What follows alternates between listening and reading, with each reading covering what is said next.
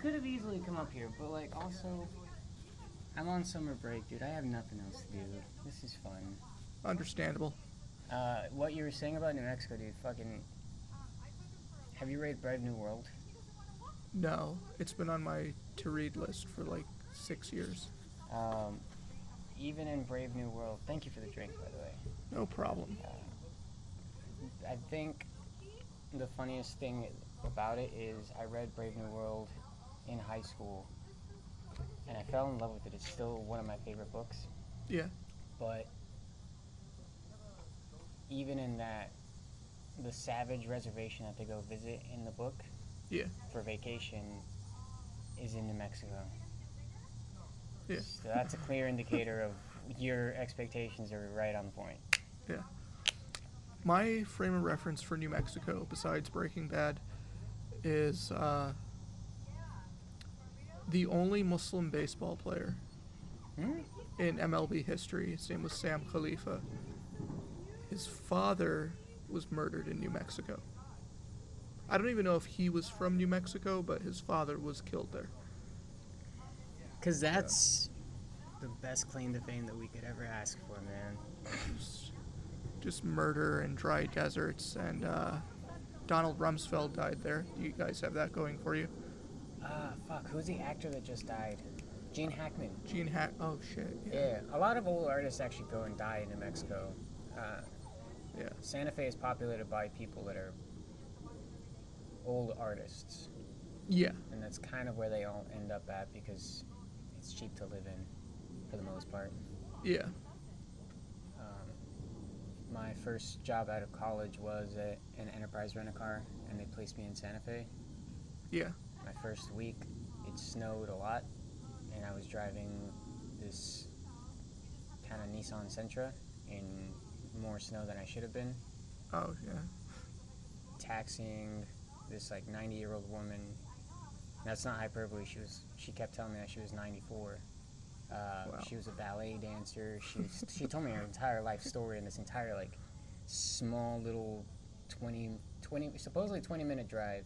But because of the snow, it ended up being about 45 minutes. And halfway through it, I almost rear-ended somebody because the brakes locked and it was a hill and it was icy.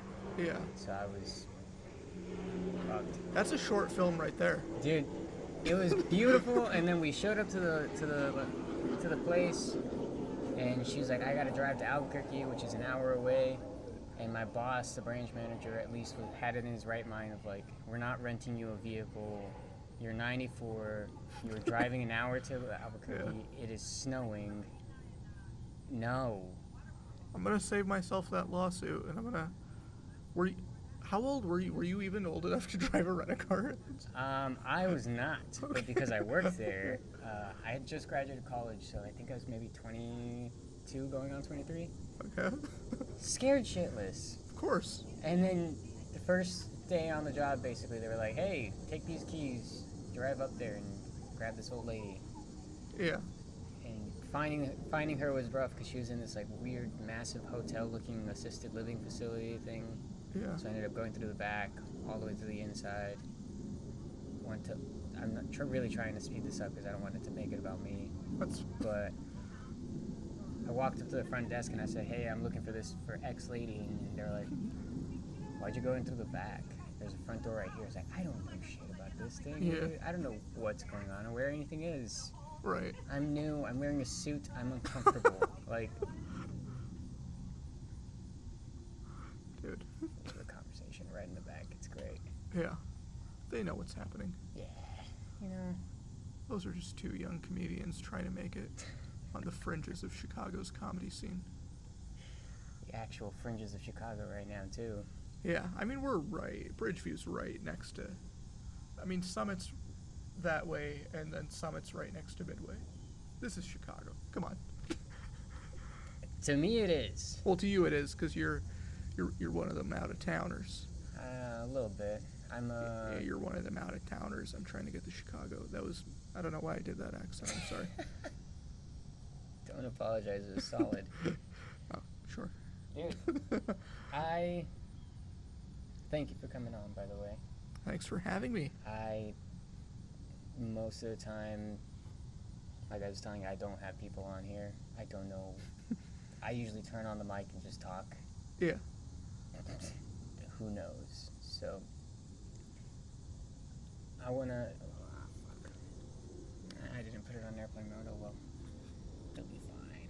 We'll be fine, right? As long as nobody calls in the middle of this, it'll be fine. Yeah. Dude, I think, I don't know if this is a positive or a negative, but it's something that popped in my head after meeting you. I think you're like the first person who I met that's a Muslim and Arabic. Yeah. I think ever, Okay. which is very interesting to me. Because as we've established, the only Muslim in New Mexico Got murdered. got murdered Yeah. in a hate crime, nonetheless. Exactly. I mean, Yeah. there's either a crime of passion or a hate crime. I'm gonna go a little safer on the hate crime route. Yeah. So so you said I'm the first Arab Muslim you ever met. That's an important distinction. Have you had interactions with Muslims like of any other race? I or- have. Okay. I have. Okay. Yeah. It's just interesting, and I also think you're the first one who actually can speak Arabic that I've met. Like I used to work with some Arabic guys, but they were, I think, second or third generation. Yeah. They were more Americanized, I guess. Yeah. Is what tends to happen to people. That's how I get described a lot. Americanized? Yeah. Really? Yeah. Okay. I'm curious. So, all right. So here's a story about that. I don't know if I should say their names or not, but okay. When I was in 8th grade, these like two brothers moved here from Palestine, and I was like, oh, I'll make friends with them. They barely spoke English. I barely speak Arabic, but like we tried to like make a friendship out of that. I'd run into them at the mosque, like and they weren't like bullies. They were nice people, but like they were always getting in fights with other people, and they're always like, why don't you speak Arabic, man? Why do you act so white? Why are you so Americanized? And okay, so at the end of 8th grade, we're signing yearbooks on the last day, and I was like, sign my yearbook. And the older one wrote, "Fight me, bitch," in my yearbook. And then the younger one wrote, "Go fuck yourself," in my yearbook. Like the only phrases they knew in English. Okay. Whether that was malicious or not, or just good teasing, I don't know. Anyways. In 2020, so this would have been 9 years after, an important detail is they moved to Indiana. Like sophomore year, and I never heard from them again, except for like the occasional Facebook photo of them like posing shirtless with a machine gun. Yeah. What else is there to do in Indiana? Of course. From what I've heard. Of course. So over the pandemic, I like dug up my old 8th grade yearbook and I saw their names, and I'm like, I wonder what happened to those guys. So I Googled them, and the first thing that comes up when you Google them is ABC 7 News story. And then the second thing that comes up when you Google them is the Department of Justice memorandum. They were selling guns, like ghost guns, to what they thought was like an ISIS recruiter, but ended up being an undercover FBI guy.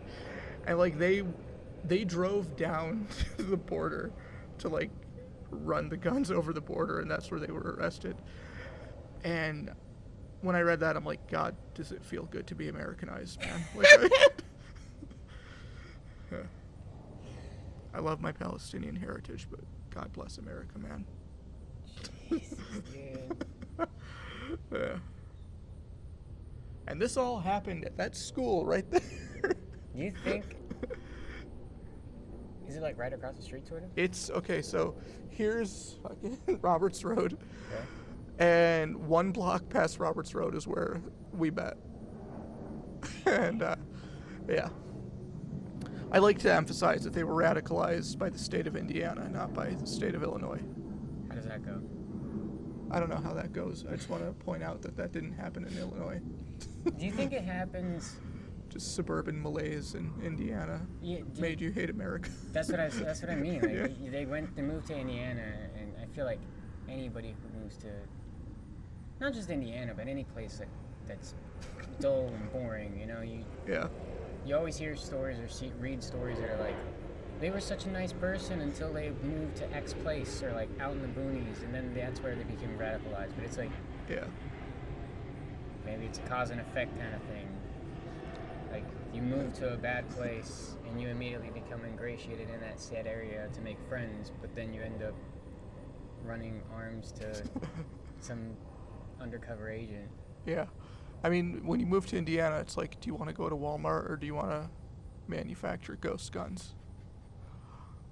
Also, I don't know how important this is to the story, but they were very short, so there might have been like a Napoleon complex there. I mean, I'm short too. They were my height, and they were picking fights with like the basketball players and the football players. They were always picking fights. That was what they were known for. I don't know how many of them they won, but yeah, they definitely had a mean streak going. We mighty few short people. Yeah. How tall are you? Do I have to say this on the record? No, I'm I kidding. know you. Dude, You so can say 6'4" if you want. for my last roast battle, I asked her, I was like, "Can you guess how tall I am?" And she was like 5'6", and I'm like, "Fuck, you were right on the money." Hell yeah. Do I just have a 5'6" energy? Is that it? And that was Ashley right? Lusk. Okay, Yeah. Yeah. Dude, I think it's cool that you've actually been getting on those shows more. I'm really really happy for you, dude. Yeah. That's pretty cool. Yeah. I mean, it was fun while it lasted. If I don't get booked on another one, I will be fine with that. But you know, it's there. If At least I'm you happy, did. I'm happy to do it if if they come, but they haven't in like 2 months, so it's fine. Yeah. I can't. Why would they go to Mexico to do that though? I'm assuming like the border they went to was. I'm stuck on this story. Yeah. They went to Mexico or Canada border. The Mexico border. Why would they go down there? I don't know, man. If you care to read through a 30-page Department of Justice memo, be my guest. If I had, my theory is perhaps their cartels have some connections overseas to terror groups overseas. That's a blind guess. I have nothing else. I can see it. Yeah. I had not quite a radical ass story like that, but Yeah. I did get someone signing "Go fuck yourself" to me, and I didn't realize it until years later. Growing up, I was in FFA. I don't know if you've ever heard of it. I know. So it's Future Farmers of America. It's Okay. Yeah. agricultural-based education program in schools. It's very big in rural communities. Suburban places are kind of getting it now. Yeah. But their claim to fame is Jimmy Carter was in FFA for a couple of years in high school. Yeah. I was in it for 7 years. Oh. My 8th grade going into 9th grade year, we ended up winning state in a competition. It was a quiz bowl. It was, honestly, I thought it was pretty simple, pretty easy. I got carried. I'm fairly certain. Yeah. I blocked out so many memories of these things because it was just a bunch of studying and repetition and trying new stuff and seeing what worked and all of that. But we ended up winning state, and the teacher had told us at that point, if you guys win first in anything, in any kind of competition, we'll take you to nationals, as long as we can fundraise and do all of that stuff. Yeah. We were the only team that ended up winning, so we got to go to Indianapolis, Okay. of all places. Again, Indiana, something's in there.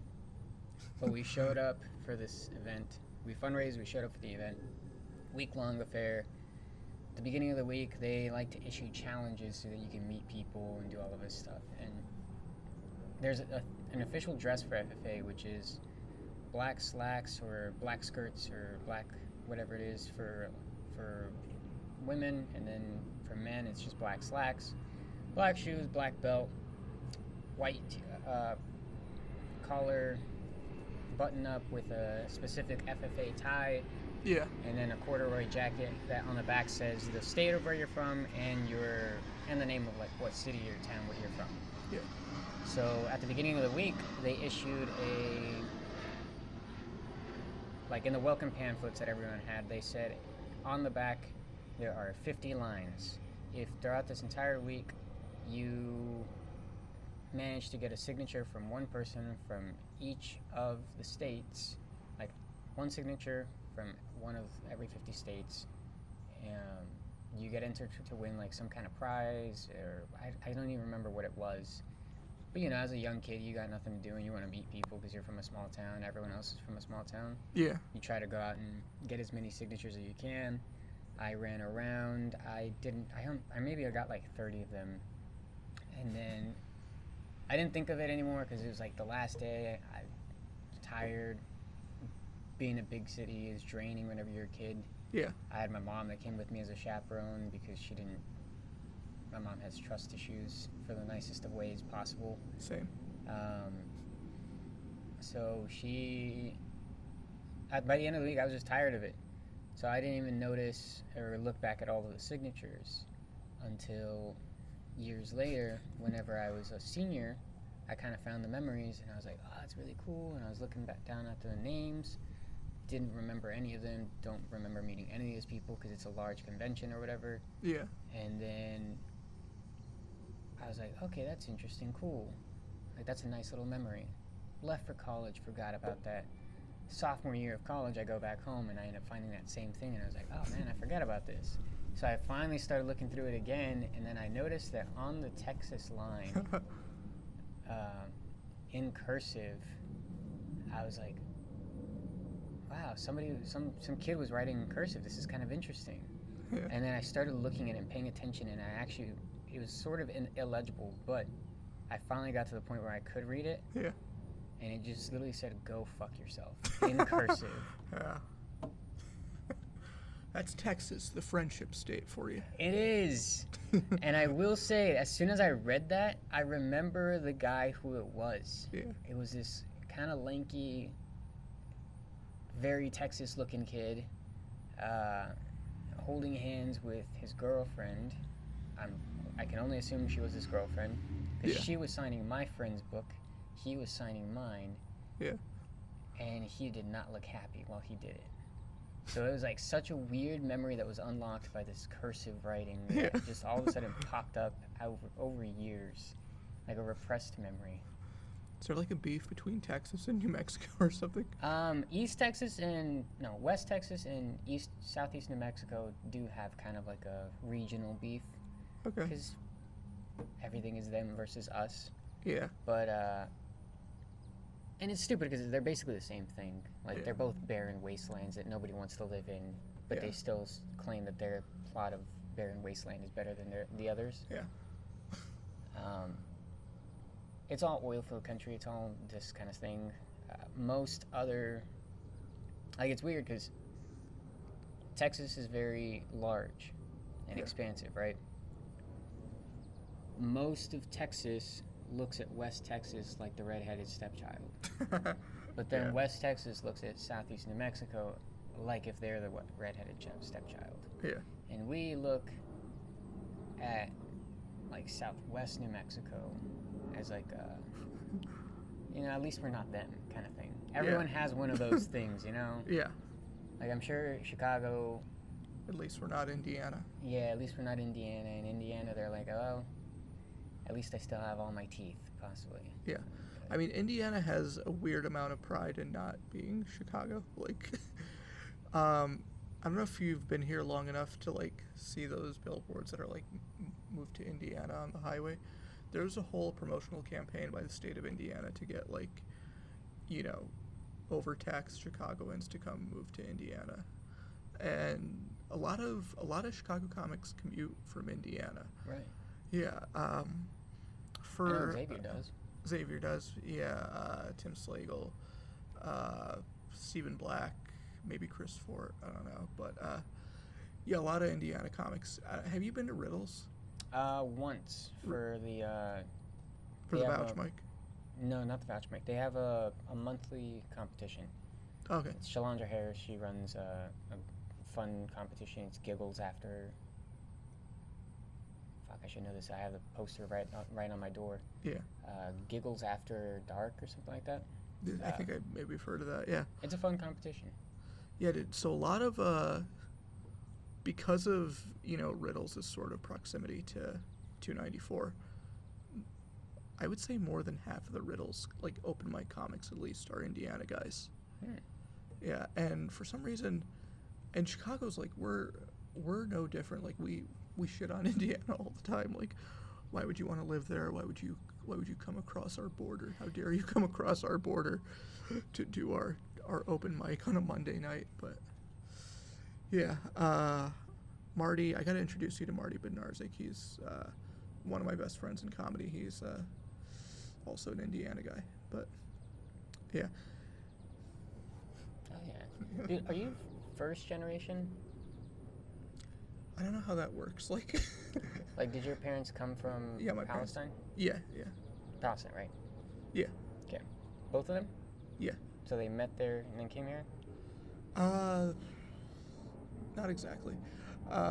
They, like, their families knew each other, but my mom moved here in 65, and then my mom's family moved here in 65. Yeah.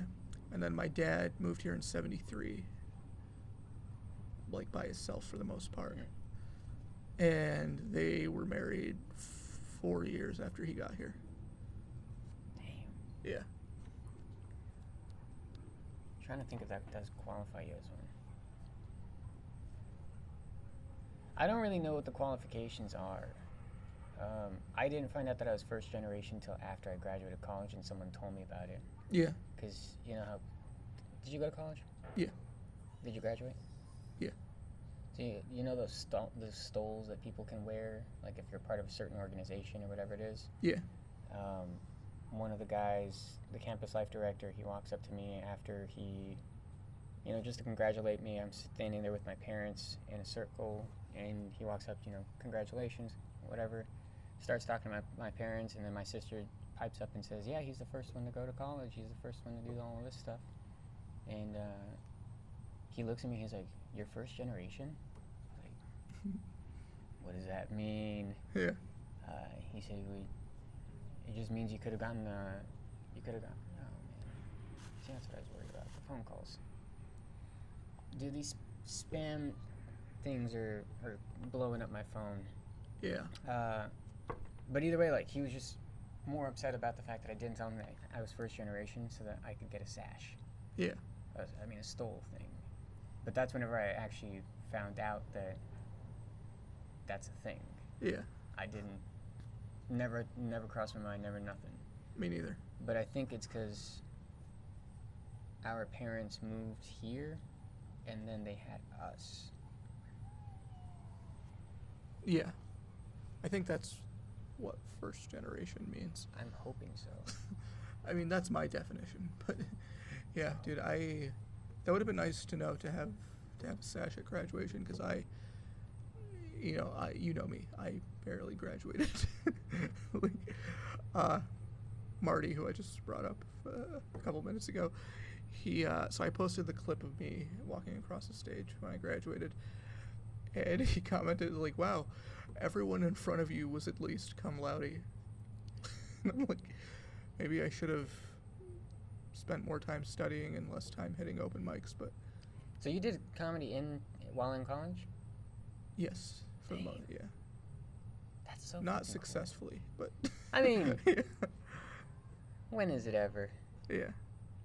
Just kidding. You do a lot better than I do, more consistently, I would feel. Yeah, for now. Yeah. We're both in this, dude. Fuck it. We're both in it, man. There's room for everybody at the bottom. It's exactly, Yeah. exactly. It's beautiful. Yeah. That's why, like, I hate, people getting called a failed comedian. It's like, you can't fail as a comedian. Like, you're either doing comedy or you're not. Like, not everyone's gonna make a living doing this. not everyone's going to sell out, a comedy club on a weekend. If you're going to open mics, like if you're getting paid to do comedy occasionally, you're a comedian. Yeah. Yeah. Yeah. I think I translated it from like a hobbyist to an amateur the first night that I won a $10 off like a best set of the night thing. Yeah. I was like, this is my official moment. I am now an amateur. Look at you, Mr. Best Set of the Night over here. No, dude, that was I peaked. Yeah. I peaked very early on. Yeah. And I have been chasing that dragon since then. Yeah. Rarely do I get those accommodations, and rarely do I want them, Yeah. So, you have to answer that?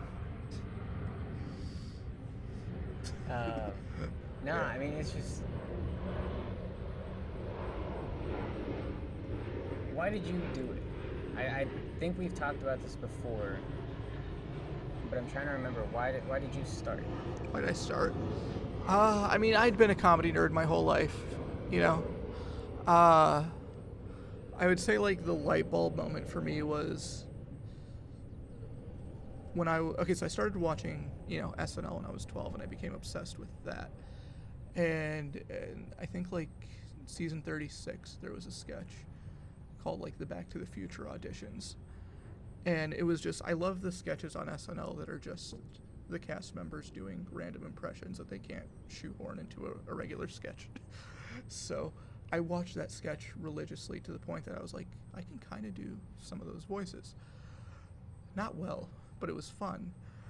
And so 8th grade, I was like, I'm just gonna do that for the talent show. I'm gonna do those voices.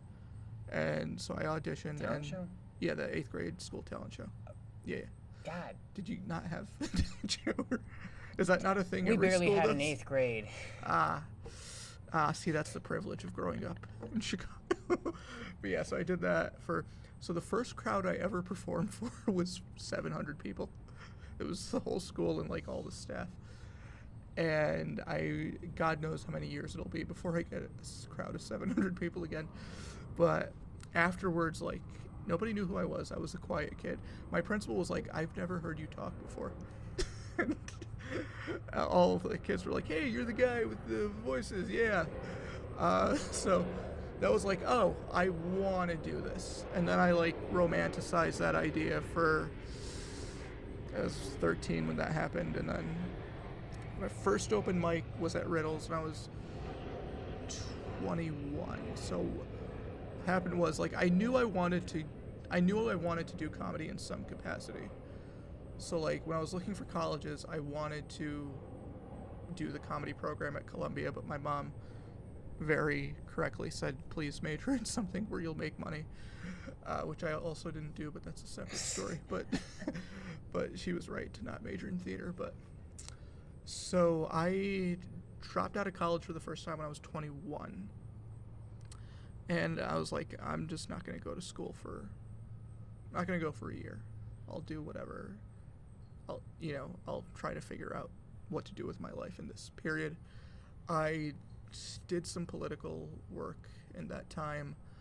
And then October 29th, 2018, I woke up dreading that day because I was like, gotta go to Jimmy John's, and then it's a week before the midterm, so I gotta go from Jimmy John's in Burbank to Orland Park, and then I gotta knock doors for 3 hours being yelled at by Republicans in Orland Park. And then so I went to Jimmy John's. I got sent home after 3 hours, which was great. $42 in tips. Hey. Were you a driver? Yeah. Hey. And then the door knocking went surprisingly well, like more pleasant than usual. I was like, so this dude was running for, like, county commissioner, so I was, like, right on the border of Cook and Will County, like the last group of houses I had to hit, and it was this old lesbian couple, and no one had ever invited me in their house. They're like, come in. And I'm like, okay, should I come into this old couple's house? And they came in and they're like, listen, I haven't voted Republican in 40 years. Just give me your flyer and you have my vote on November 6th. And then their dog jumped in my lap. and I'm terrified of dogs. But in that moment, I wasn't terrified at all. You're terrified of dogs? Yes. Really? Dude, the dog's walking past us right now. Scare the fuck out of me. Really? Yes. Okay. So, I was driving home that night, and I'm like, man, what a day. What a fucking day. And I was driving down, this would have been Harlem, and I hit 111th in Harlem. I like that I'm mentioning street names, like anyone's gonna know what order that is. I mean, other people might. I'm just like, yeah, cool. Yeah. Alright, let's move this. That'll be fine. So I was 111th in Harlem, and I was supposed to be in the left lane to go home, but I realized I was in the right lane, and then this light bulb went off in my head. I'm like, oh fuck, there's a comedy club right down there. And I know they have a mic tonight, so I went and I did my first mic that night. I did probably 2 or 3 minutes. Do you remember what it was? The joke or the Yeah. Or at least like the topic. It wasn't even a joke. It was more just like a funny story I'd been telling. So like, as we alluded to earlier, a lot of Arabs don't immediately identify me as Arab. They typically think I'm just, European. So, What do you get normally? I get Greek. Greek's the thing I get the most. Italian. Someone said Polish. I don't see that at all. Yeah, that one's odd. Yeah. The Greek and Italian is, I could see. Well, yeah. Greek. I mean, we're both on the Mediterranean. But so, anyways, basically, like there's a grocery store right down there on 83rd Street, and I had went in there to get some candy or whatever, and the guy says to me, the owner goes to me, "Hello," and I'm like, this motherfucker thinks I'm European. Like, Arabs don't say hello to each other. Like, if he thought I was Arab, that would have been like assalamu alaikum. That would have been like hello, my friend, how are you? He just said hello. I'm like, this guy thinks I'm white. So I went in. I got my halal gummy worms and my and whatever. Anyways, I was checking out, and he like rings me up, and he goes like, "Thank you." And I'm like, this is my moment. This is my moment. So he put the receipt in the bag. I'm like, "Shukran ya ammi." And he goes, "Afwan habibi, have a good day, brother." And I'm like, that's what I wanted when I came in the door. Okay? That's what I wanted. I just did that on stage. I just did that story. I think I made like some guy sitting in the front row, like, can you just say like, thank you? I made him play the guy in the sketch or whatever. And that was 2 or 3 minutes, and it did fine. And I was like, I'm gonna keep trying this. My mom was obviously not happy that I was pursuing a career in comedy. That makes sense. She didn't like the idea of me hanging out in bars, and to be honest, I don't like the idea of me hanging out in bars, but that comes with the territory, I guess. So for the first year and change, I only performed at Riddles.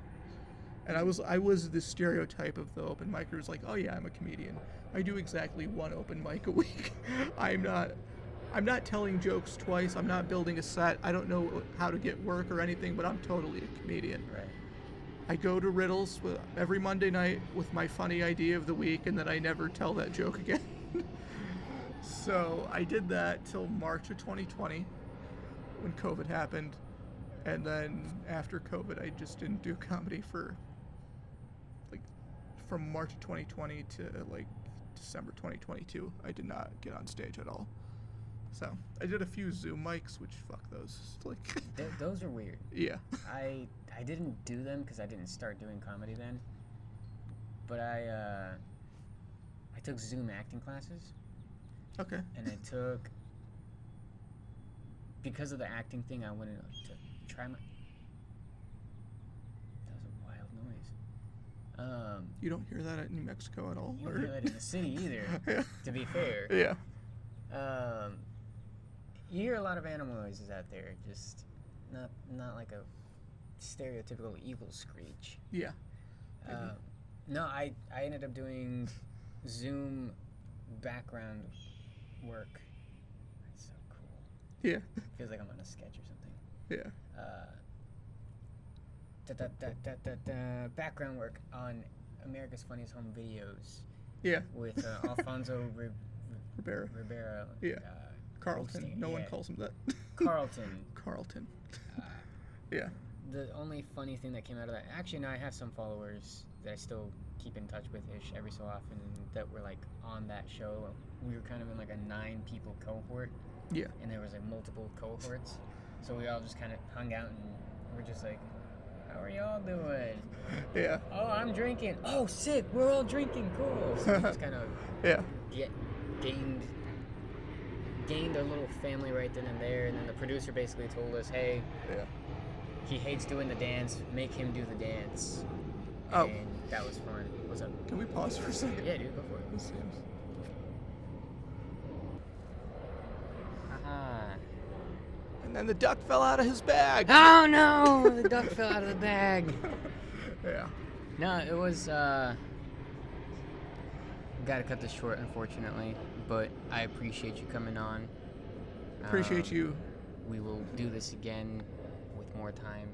Yeah. More. Fingers crossed, not outdoors where you can get scared by dogs, Yeah. which I am very curious about. Yeah. I want to know. And where my sister is not on the clock and can get her own things. Yeah. That one is on you. Hey, that's the joy of being underemployed. Fair enough. You can do a podcast at 11 in the morning, but also if a working person needs your help and You're they're paying available. most of your bills so you can pursue your comedy career. Okay, That's the that price one you is pay. understandable entirely. Yeah. So, I again, thank you, Mo. Where can people find you? Mo Diab Comedy, MODIAB Comedy. That's my booking email if you want Gmail if you want to reach out to me. Mo Diab Comedy, Instagram, TikTok. I have nothing for you, but if I might have something for you in the future, I don't know. Nah, that's Just fine. follow me. That's fine. Yeah. Follow the man. Alrighty. I think he's underrated as hell. So, Thank you. bye, guys.